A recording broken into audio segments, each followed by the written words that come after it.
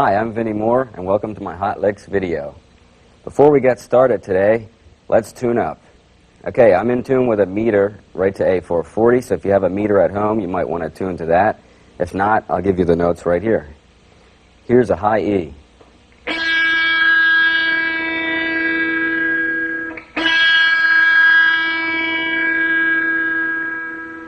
B.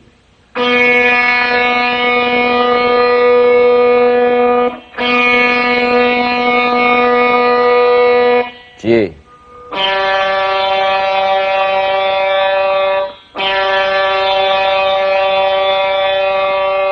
D.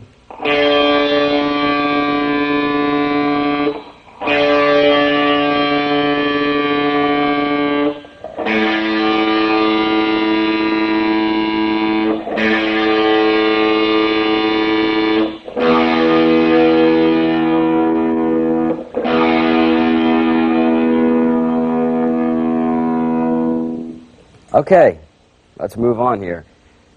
The first thing I want to get started with is some basic information that's going to be essential to move on to what I'm going to cover later.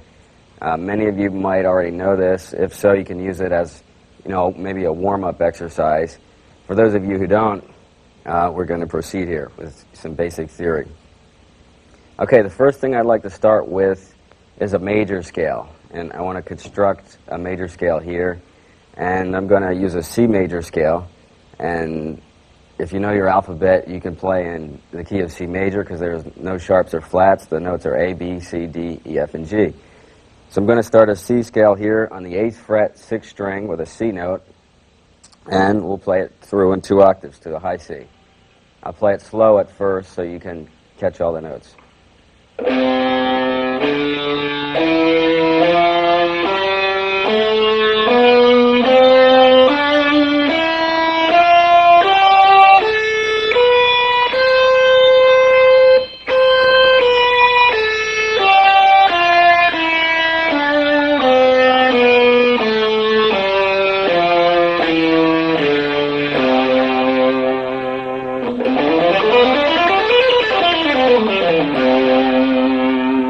Okay, there's your basic C major scale. Now make sure when you're playing this, if you don't already do this, that you're picking down, up consistently. You should really get in the habit of doing this because this is the best way to pick. It's going to allow you to do more in the long run if you don't already do this. It's going to strain your arm less. If you try to play with all down strokes, you're going to strain your arm and therefore you're not going to be able to do as much. So by getting that, relaxing your arm and just getting those, down, up, down strokes consistently back and forth, you'll find that it's the better method of picking. There will be times when you might want to play a bunch of down strokes in a row and really dig in. I do that a lot also, but for the most part, you should, use the consecutive picking here, down and up strokes. Okay, now every major scale has a relative minor scale, based on that scale, all the same notes, but a different starting point. Now, how we find the relative minor scale is from the 6th tone of the major scale. So in other words, we need to play a C major scale here and find the 6th note. And if we play through 1, 2, 3, 4, 5, 6, you'd find that A is the 6th tone. So from that, we would build our minor scale. A minor would be relative to C major.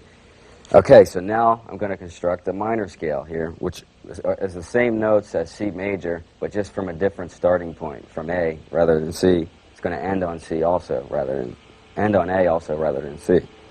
Here we go. I'll play it slow.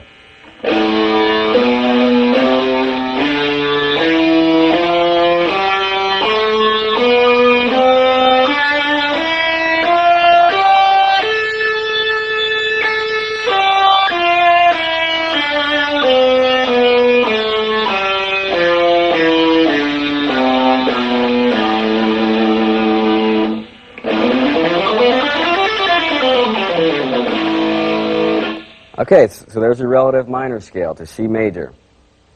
Now I want to move on to another scale here, which is slightly different. It's based on a minor scale, but this is called a harmonic minor scale. And what a harmonic minor scale is a regular minor scale, which we just covered, with a raised 7th tone.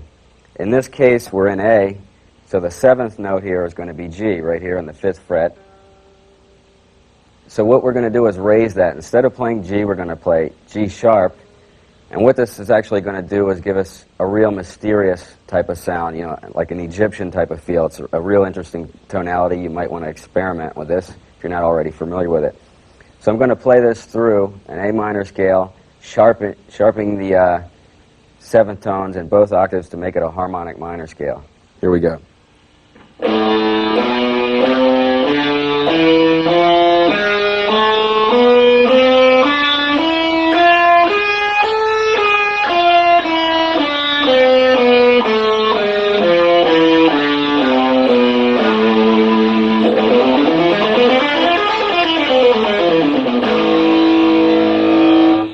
Okay, if you notice, this is kind of real mysterious and Egyptian-like sound. You know, it's kind of a popular thing to do nowadays.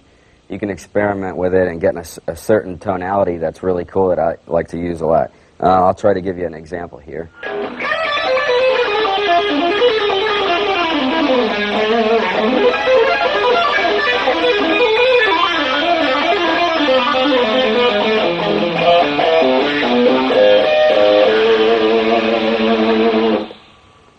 All right, now I want to talk about how you can apply this scale, where you can use it.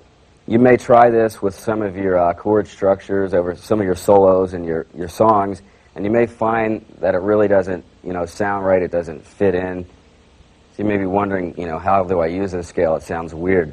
So now I'd like to cover like 2 ways that you can incorporate this scale within your playing style.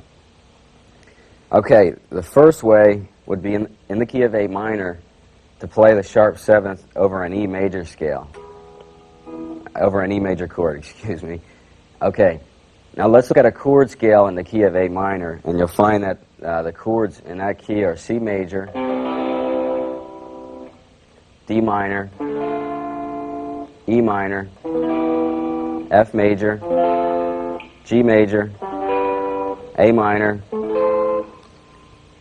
B minor with a flat 5, and C the octave. Okay, now if you noticed, I said that E minor was in the key of A minor, which is correct. Now what a lot of guys are doing nowadays, including myself, is substituting E major for E minor.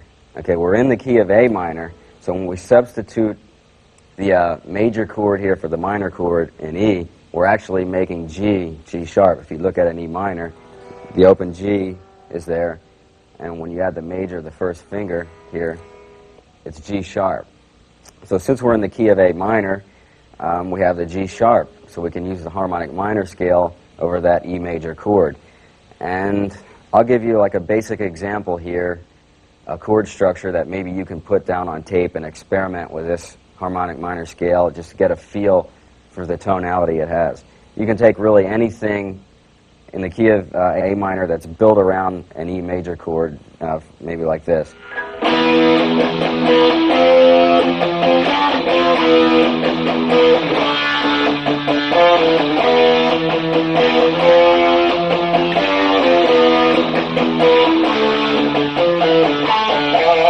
Okay, and you could just play something basic like that, you know, based on E major, and, you know, put it on tape, the rhythm track, playing it over and over as many times as you feel like, and then sit down and practice the harmonic minor scale over this chord structure, and you'll really get a feel for the tonality of this scale. You'll find that it's real mysterious, and it has an Egyptian feel. You know, personally, I really like this, and I like to incorporate it into my playing a lot because, you know, I favor this sound. So experiment with that. Okay, the second way that we could use the harmonic minor thing here with a sharp 7 is to use the G sharp as a passing tone in the bass of a chord. Let me give you an example. Okay, so we're in the key of A minor. Let's take a walk up, you know, from maybe F to G sharp to A, like this.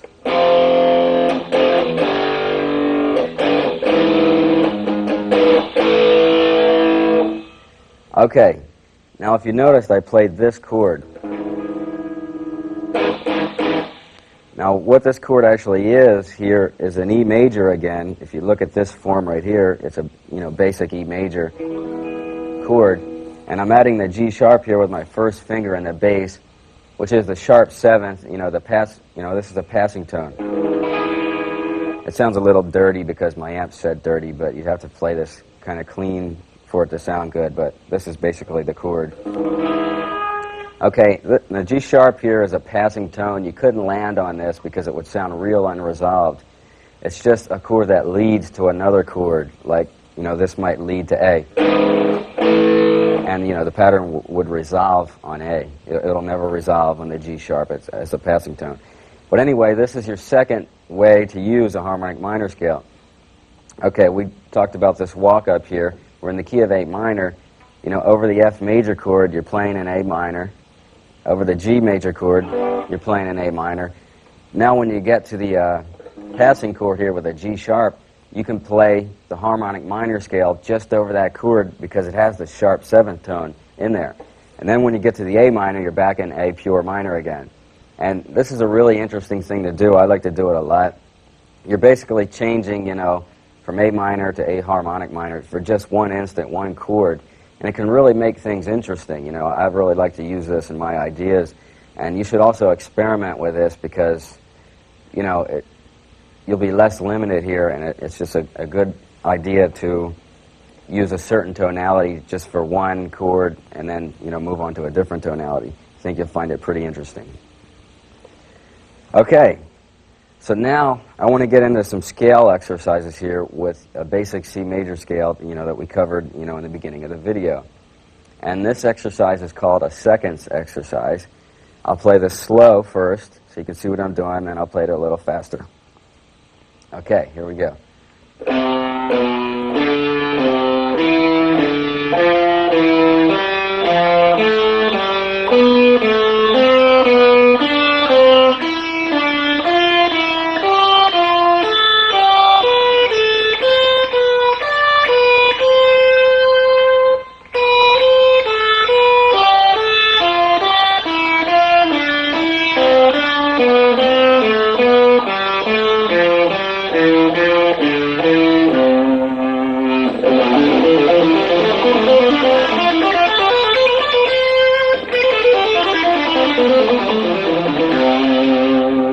Okay, that's a seconds exercise. Now let's move on to what is called a thirds exercise here, based on the same scale, slightly different pattern. I'll play it slow for you at first.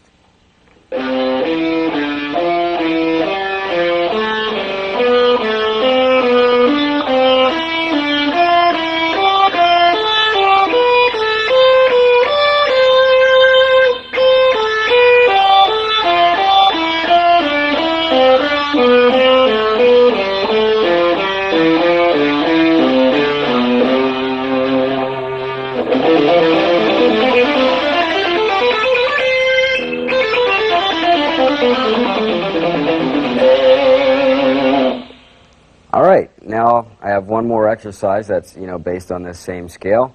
And, I don't really know what the name of it is here, so we'll call it the X exercise here for lack of a better thing to call it. And it goes like this.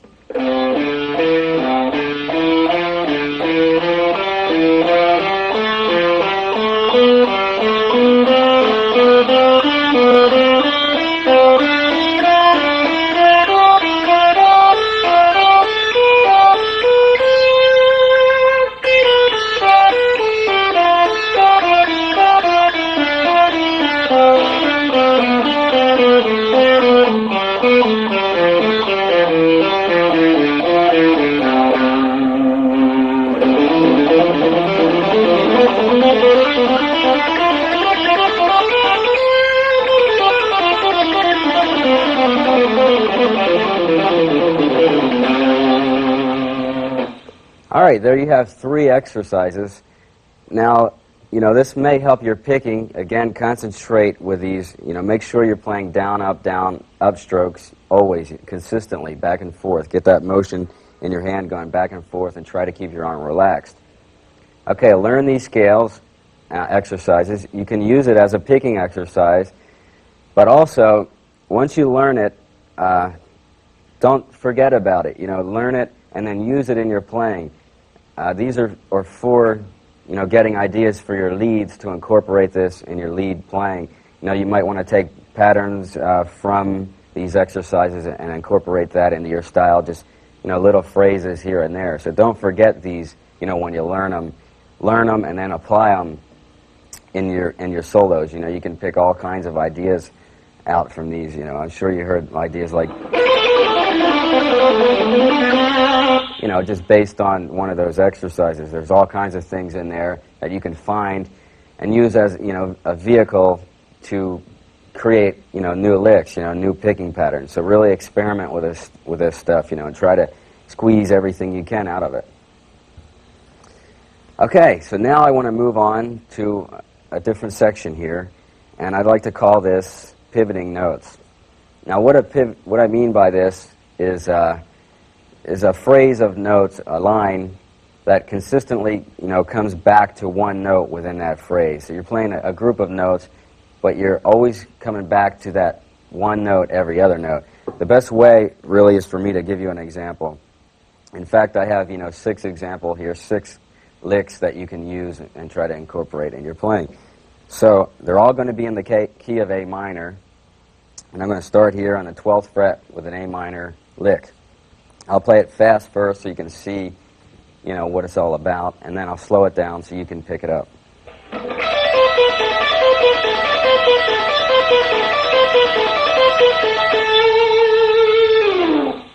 Okay, now I'll play that slower so you can see exactly what I'm doing. Okay, I'm banking everything off of this E note here. I'm playing this first, and then I'm building a line underneath it. So I'll slow it down here.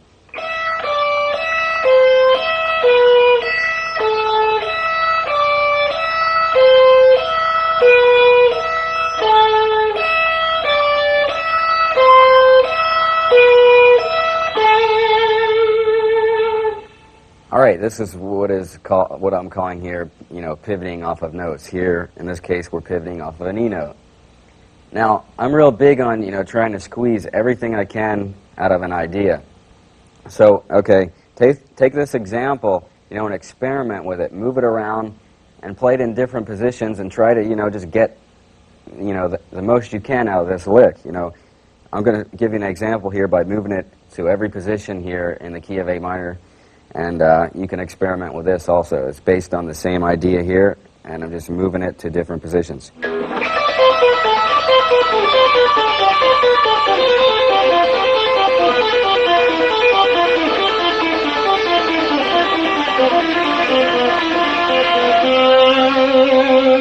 Okay, so when I give you an example and it's in one position on one group of strings, learn it that way, but then try to use it in every way you can think of, every position within the key, and also, move it around on different groups of strings, anywhere. You can take the same idea and do it here.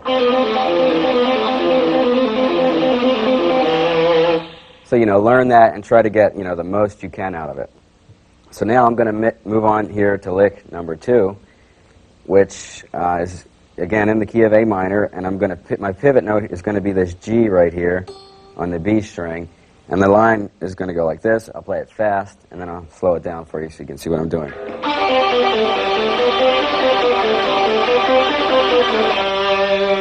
Okay, here it is slow.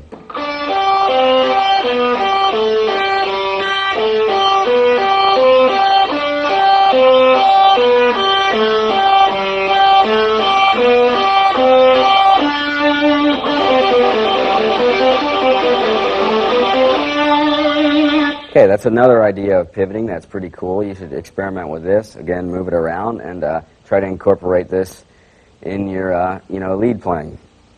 Okay, now if you noticed, so far, the 2 ideas I gave you, we were pivoting off of one note. Now I'd like to talk about pivoting off of more than one note, a group of notes here. And I'm going to give you an example where I'm pivoting off of G, E, and G here. And I'll play the lick fast and, again, slow it down.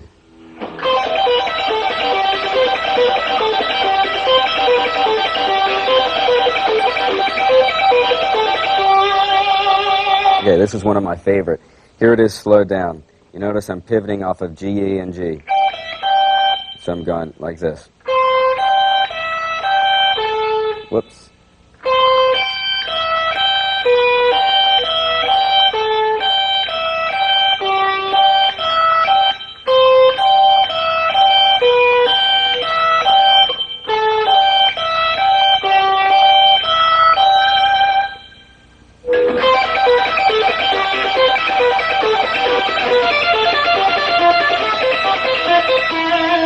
Okay, learn this, and then again, move it around to different positions, and get the most out of it that you can.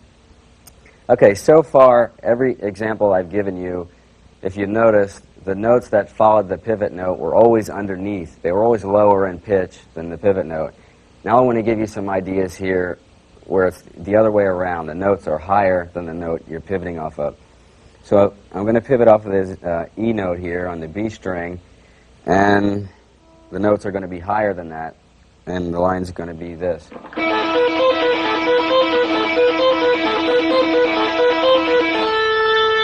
Okay, now I'll slow this down so you can see exactly how I'm doing it. It goes like this.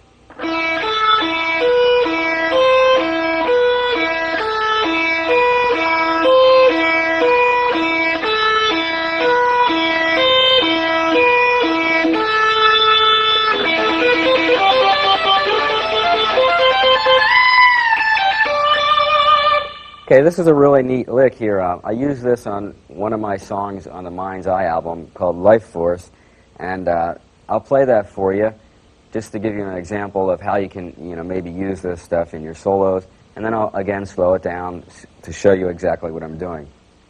Okay.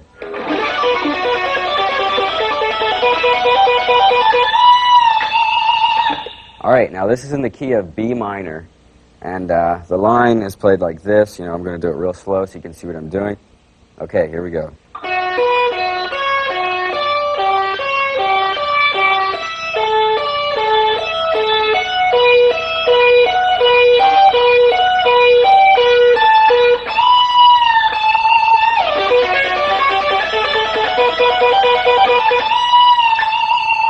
That's just an example of, how you might apply this to your playing, This stuff is used a lot in classical music, a lot by classical violinists. That's where I was kind of influenced to do this stuff.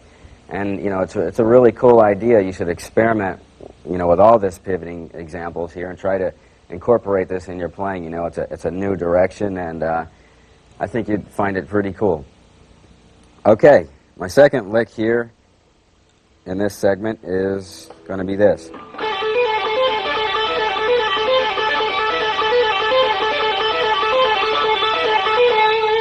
Okay, now here it is slowed down. If you notice, I'm pivoting off of A, G, A.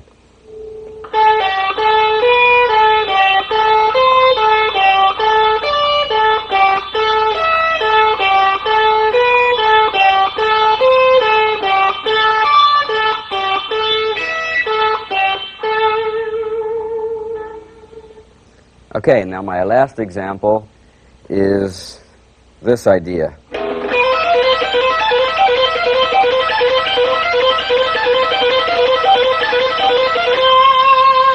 Here it is slow, pivoting off of B, C, and E.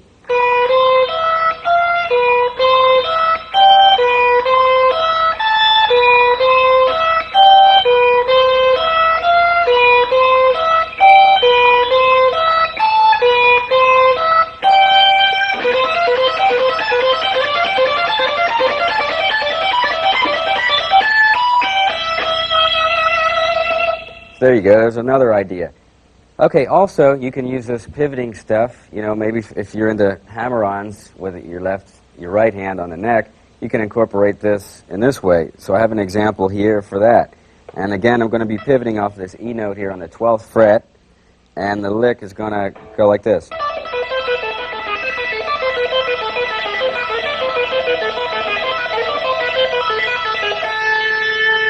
Okay, here it is slowed down. If you notice, every other note is just this E here, and I'm just going like this.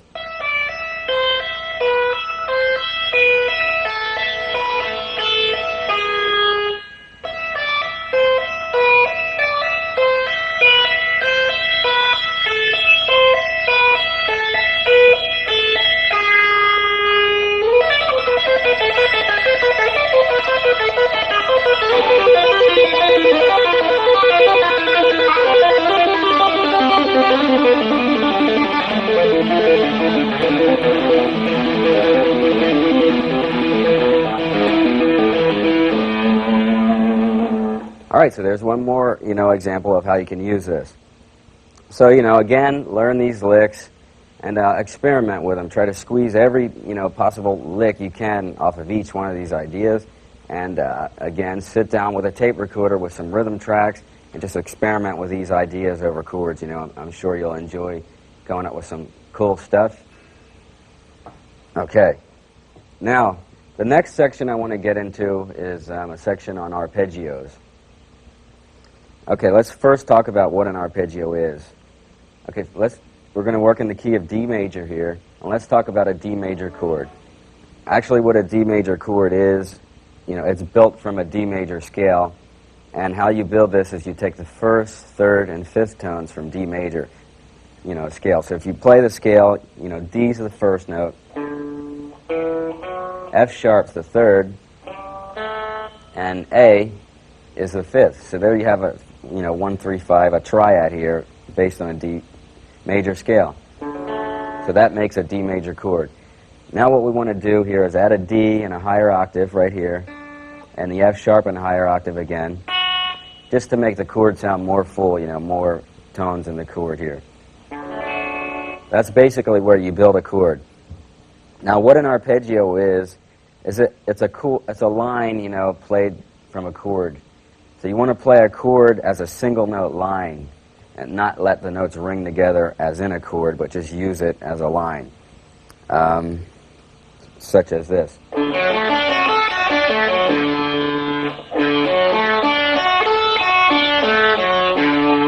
Now all I'm doing there is playing first, third, and fifth in one octave, and then the first, third, and fifth again in the second octave.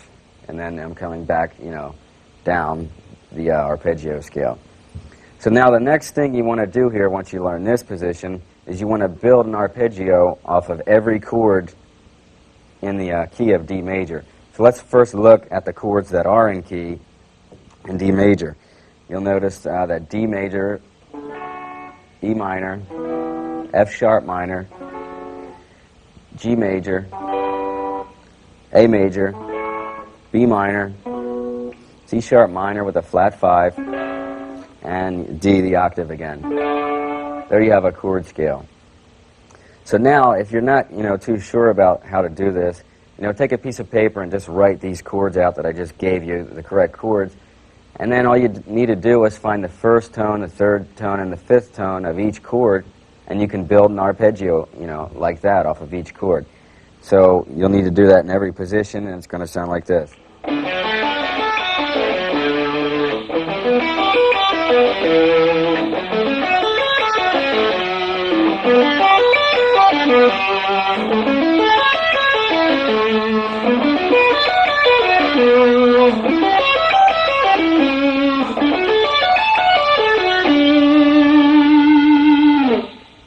All right, so there you have an arpeggio off of each chord in the key of D major. Now, another real popular thing nowadays is, if you notice, I played these arpeggios with down, up strokes. There's another popular way to do it, which is called sweeping. Instead of picking every note down, up, individually, you're going to just sweep through the chord pattern with a down stroke on the way, down, and then an upstroke, and you're going to hit all the notes in the chord, with one stroke, like this. So if you noticed, I hit all the notes on the way down with one stroke, and then a stroke, all the notes with a stroke on the way up. Like that. And this is a real popular thing nowadays. A lot of guys are doing this. If you experiment with this and, try to work on it, you may find that it's real hard to articulate the notes.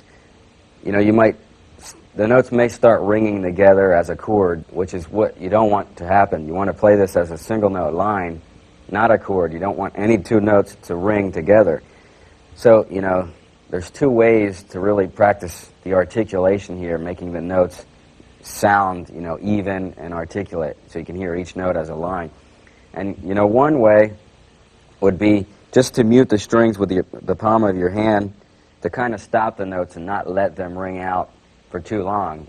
I do this. You kind of like this. So work on that. You'll find that by muting, you stop the notes so they don't ring together, and this makes every note more distinct and sound as more of a line rather than a chord.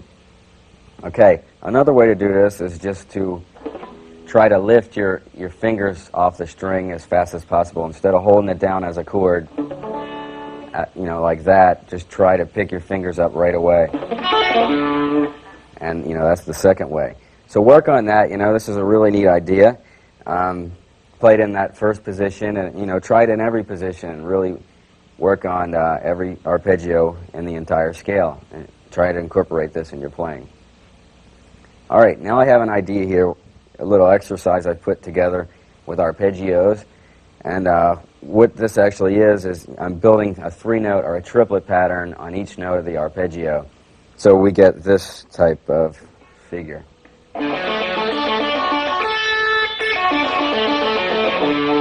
Okay, now I'll slow that down so you get what I'm doing here. I'm building 3 notes off of D, 3 notes off of F sharp, 3 notes off of A, and so on up the scale.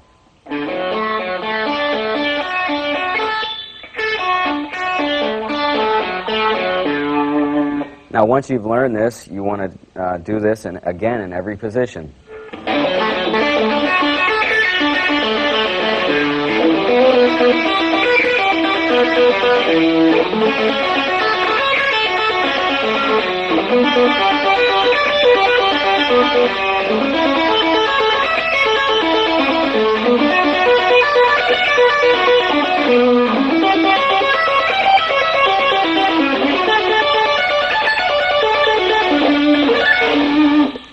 All right, that's one exercise that you can work on.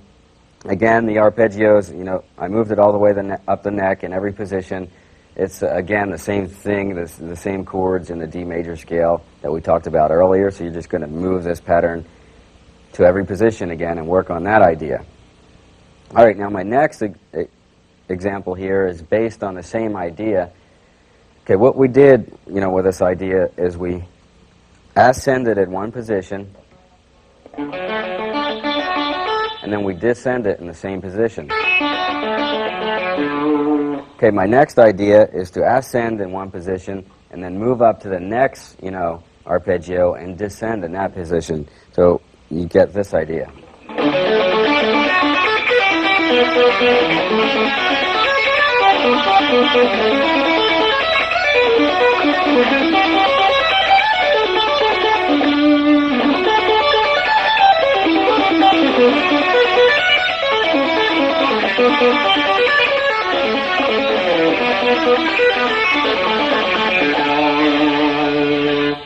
All right, so there's one idea, and my next idea is just the opposite of that: to descend in one position and then ascend in the next, like this.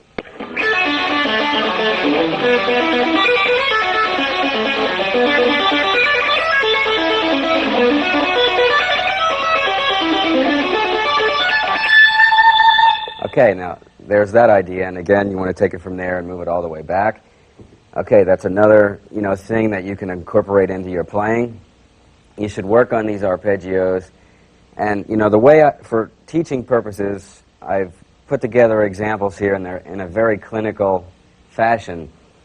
So, learn how to play them by these examples, but then when you go to apply them in your solos, don't play them straight through, like very clinical, like the examples. Try to just use them as a vehicle, a tool to express yourself. Just as a scale, when you play a scale, when you're improvising, you don't play a scale straight through. You just use the scale as a tool to play, a solo, to express yourself. You're just going to, take various ideas from the scale. You're not going to play it all the way through and then all the way back through. So do the same thing, once you learn the arpeggios. Just try to incorporate, different parts of those different bits into your playing. Okay, now I have an example of how I use, some of these arpeggio ideas. And this is from a song off my record called Hero Without Honor. And what I did is I took a chord progression. It's a classical chord progression here. Bach used it a lot, and, Mozart. It's kind of a common classical idea that's really cool. And the chord progression is it's in the key of E minor, and the chord progression goes like this: E minor, A minor, D major, G major, C major, F sharp or F sharp diminished, and then B major. A little out of tune, but okay. Now, if you notice with this B major, it's exactly like the example that I gave you at the beginning of the video for using the sharp 7 scale.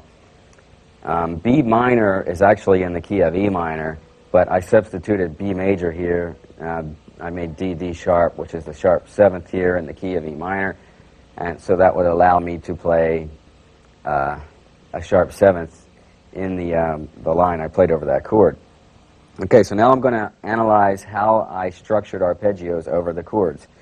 The first chord was E minor, and what I did is I took a high arpeggio here, starting with this note here, and I built it like this.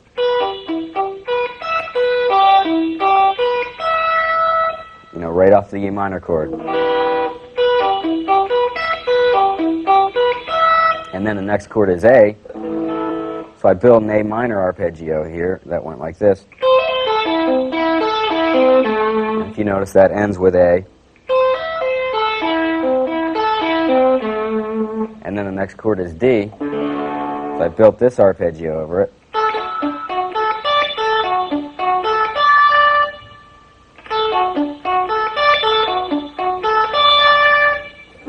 G is the next chord, so I'll build a G arpeggio.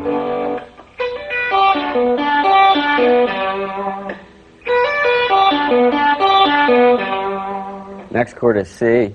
I'll build another arpeggio off of that.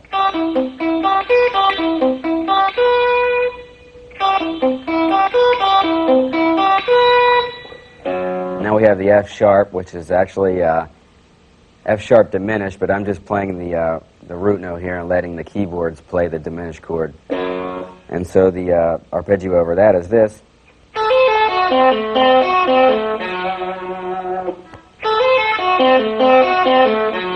Ends right on the F sharp.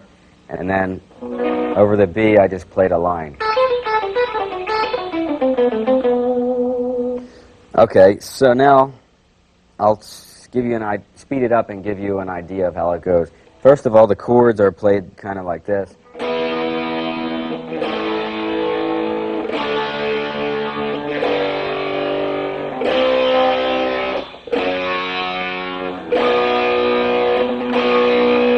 Okay, now the arpeggio actually goes like this.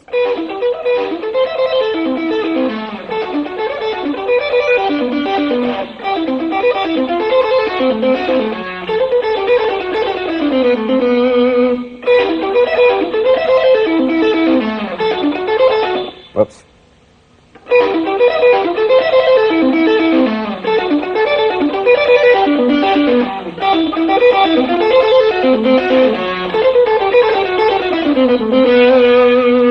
All right, so there's an example, you know, how I structure some arpeggios over chords in one of my songs. Again, you know, learn these ideas and, you know, experiment with it and try to come up with some cool ideas, you know, and hopefully you'll come up with all kinds of cool stuff, and then when your record comes out, I can learn some of your ideas and incorporate that in my stuff. Okay, I want to move on now to some picking exercises.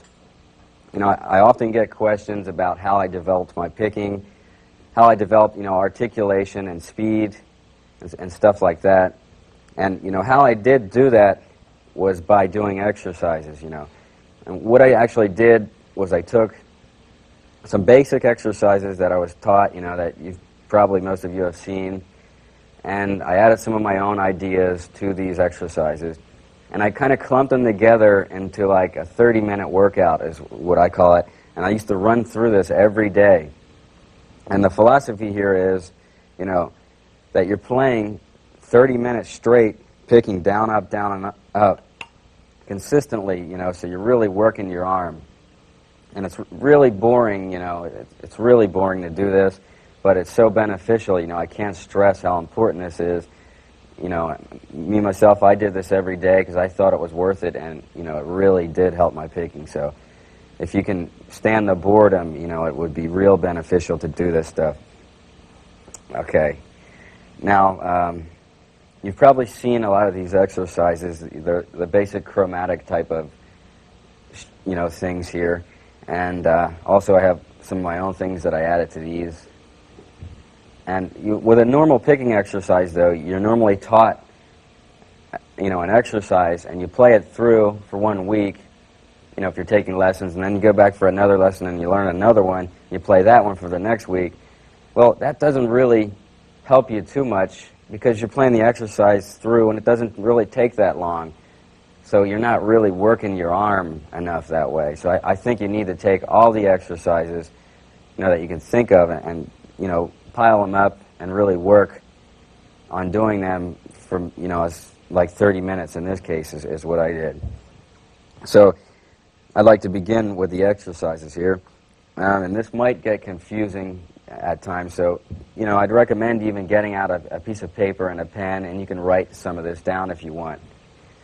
Okay, the first exercise here, okay, I like to start with what I call 6-string exercises. Now, you may have seen these before.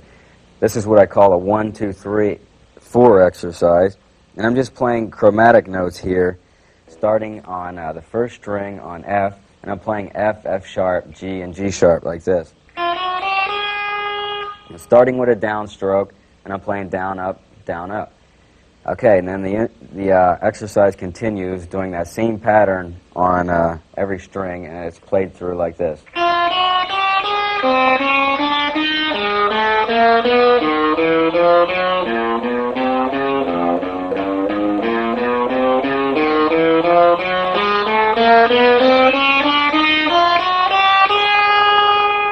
Okay, there's nothing musical about this, you know, it's definitely a technical, physical exercise workout, so, you know, that's why it's so boring, but again, you know, I'd recommend doing this. Okay, so now when you've completed that, you've completed the pattern in one position. Now what you want to do is move this up in half steps and do it in every position on the neck until your first finger is up to the 12th fret. Now I'll give you an example here of what I mean.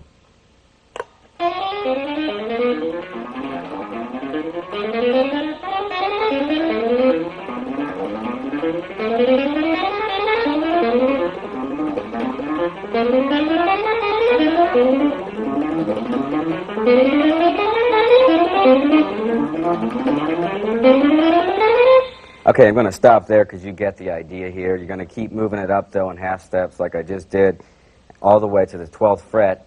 And then when you're finished in that position, you can stretch your arm if you want, take a 2-second breather, and then you're going to start the whole thing from there and come all the way back down again in half steps like this.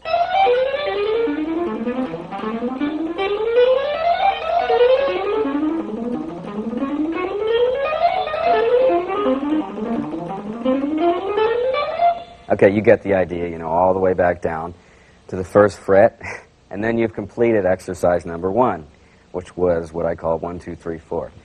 Okay, boring yet? Okay, this is just the beginning, so hold on. All right, the next exercise is exactly that, you know, example backwards. Instead of playing 1, 2, 3, 4, you're going to play 4, 3, 2, 1 like this.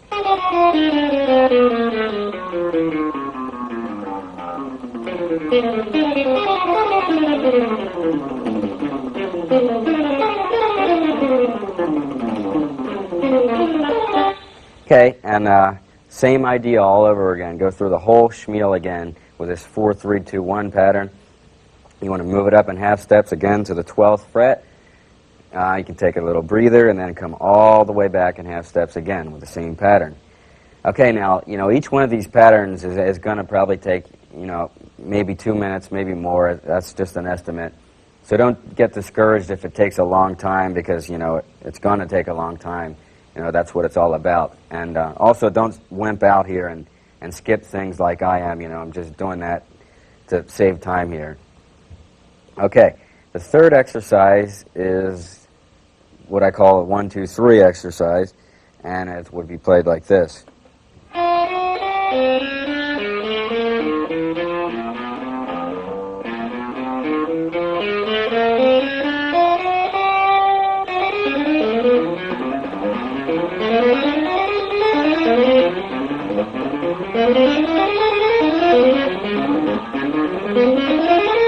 Okay, now that's the same idea here. You want to keep moving this pattern all the way up to the 12th fret, and in half steps, and then all the way back down in half steps.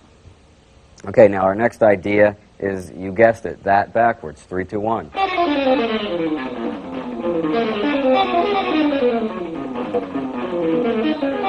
Okay, now the unique thing about these 3-note exercises is that you have an odd number here. Okay, now with the 4-note pattern, let's take that for example.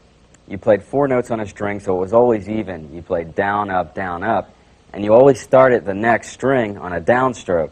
Now with 3 notes on a string, it doesn't work out that way. You're going to play down on a string, and then the next string you're going to play up, down. The thing you want to avoid doing here is playing down, and then starting the next string on a downstroke again and playing down on every string. You don't want to do that because that defeats the whole purpose of here of using consistently, back and forth strokes with your arm. So you want to play down, then start the next string on an upstroke, up, start the next string on a downstroke, down, and you'll find that you're going to start every other string on an upstroke, every other string on a downstroke. So don't cheat and play 2 downstrokes in a row. Keep real conscious of playing back and forth with your picking. All right, now that completes the 6-string exercises. Let's move on to what I call 2-string exercises. Basically the same ideas, but concentrated over an area here of just 2 strings. In other words, for every position that your wrist or your arm is over, whatever you pick with, if you're playing over this string, you're in one position. If you're playing here, you're in another position. You're going to use slightly different muscles or use your muscle in a slightly different way. So I've signaled out playing in a certain area to work specifically on that part of the muscle or that way you're using the muscle. So I've taken the same exercises and applied them like this. The 1, 2, 3, 4 idea like this. 1, 2, 3, 4, 1, 2, 3, 4, and then you're just going to move it up like this.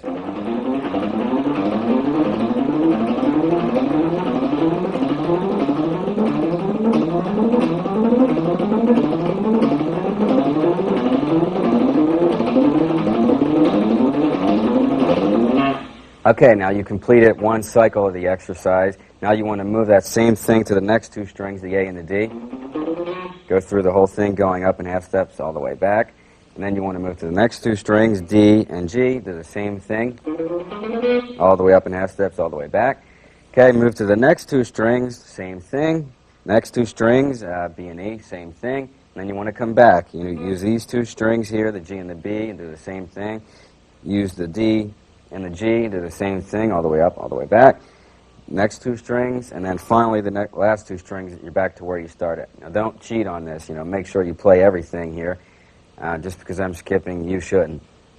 Okay, now the next idea is that same thing but backwards. Instead of 1, 2, 3, 4, 4, 3, 2, 1.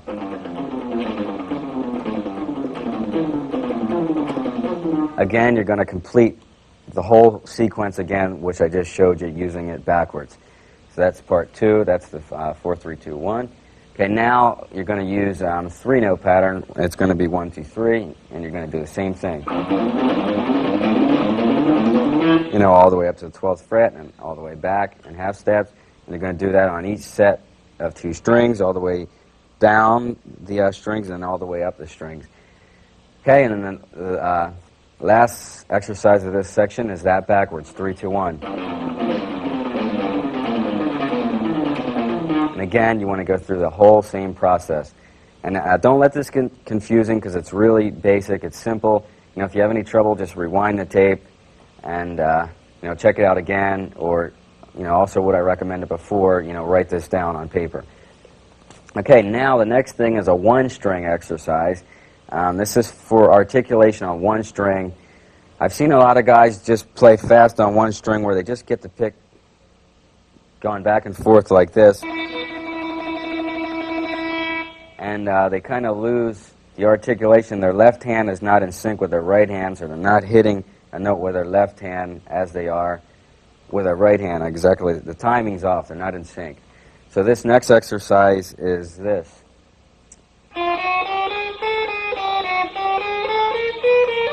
1, 2, 3, 4, 4, 3, 2, 1. You keep moving the pattern up, and it goes like this.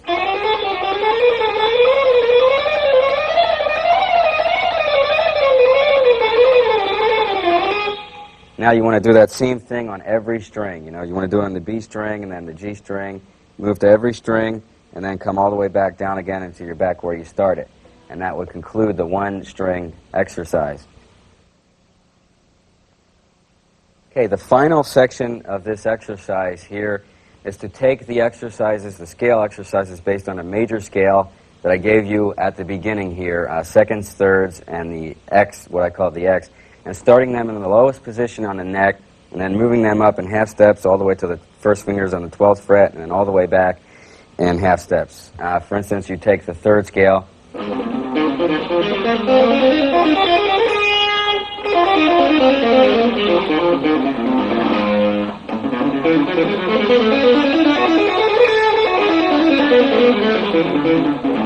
Okay, that would conclude the final segment here of the picking exercises. So try to do this, every day as much as, or every other day as much as you can, and I guarantee you'll find this real beneficial. Even though it's really boring, it's going to definitely help your picking, greatly. So, I did this every day, and other players that pick great, like Steve Morse, I read where he also did the same thing. And what better example could I give? Because that guy's just one of the greatest pickers around. So, try to incorporate this into your practice routine, and it'll greatly help you. All right, that pretty much concludes the video here. Thanks for tuning in. I hope you've, gotten, a lot of things out of this that you can apply to your playing. And, I hope you can use this stuff as a vehicle to come up with some of your own ideas and, incorporate this in your lead playing, your improvisation. Thanks a lot, and see you around.